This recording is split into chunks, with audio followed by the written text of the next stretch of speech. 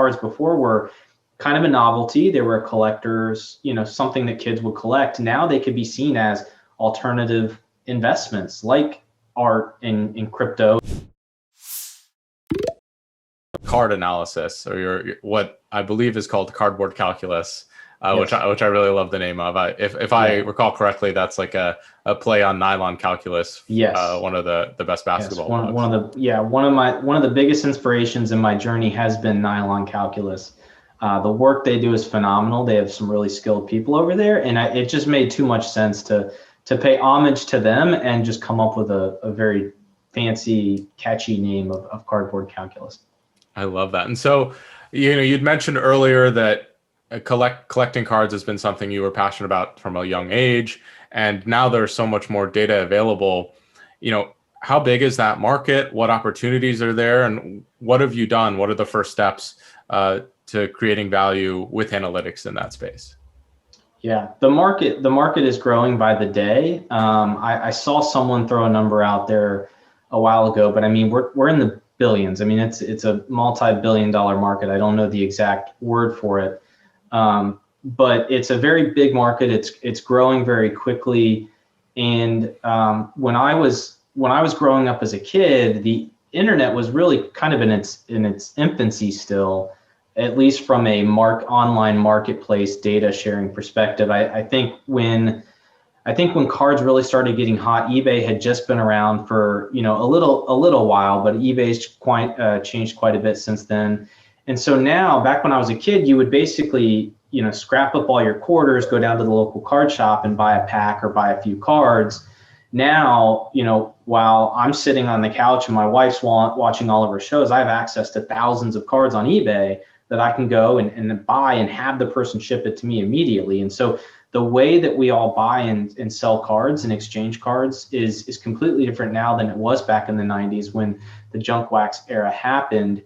And I also think nowadays alternative assets are more welcomed as an investment. So whereas cards before were kind of a novelty, they were collectors, something that kids would collect, now they could be seen as alternative investments like art and crypto, and the two worlds are kind of meshing, crypto and cards, which we can get into later. And you've got this whole economy around it now, whereas before it was really not anything like that. And so in terms of the data being created, grading in the sports card world, which is somewhat new, it's definitely hot right now, which is where you send your card to a third party and they grade the condition. They'll send you back a score from 1 to 10 based on how good the condition of it is in. And it also authenticates it. And so what that creates is population counts, which is mainly what I've been working on right now. So every time the PSA, the third party, grades a card, they add it to their population count. So now you can see how many cards have been graded of a certain set or a certain player, how many of those cards are grading out at Gem Mint, which is the best condition. So now you've got different metrics like total population growth, gem rates, which is how, what percentage of cards get the best possible grade. And none of that was available before. And so now you're starting to see eBay, which APIs are somewhat, they're familiar now for many people, especially in the data science community. eBay has an API. So now you can get all the sales data from eBay that you couldn't before. And so just the creation of data is just insane right now in the hobby. And I wanted to jump in on that because very much like baseball way back in the day, as soon as the data was given and made publicly available, which isn't necessarily the case in sports cards right now, at least to the extent we'd like it, so much happened so quickly. And now you've got things like Fangraphs and all these crazy sports sites. And I know that you're familiar with all the things going on in golf and basketball. And so, I'm kind of seeing that all happen in the sports card world as it kind of just recently happened in sports in general.